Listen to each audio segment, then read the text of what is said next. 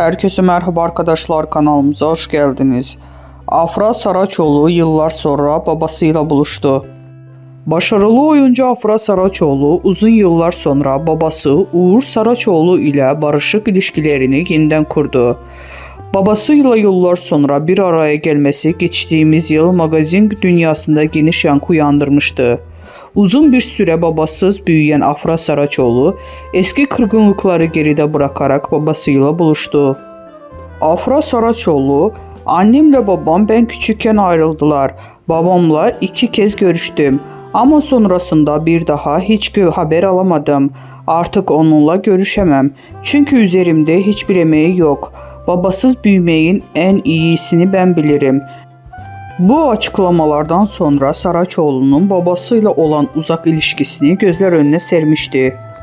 Ancak geçtiğimiz yıllarda Amerika ziyaretinde Afra Saraçoğlu babasıyla bir araya gelerek uzun bir aradan sonra sosyal medya üzerinden birlikte çektirdikleri fotoğrafı paylaştı. Bu barışma takipçileri tarafından olumlu bir şekilde karşılanmıştı.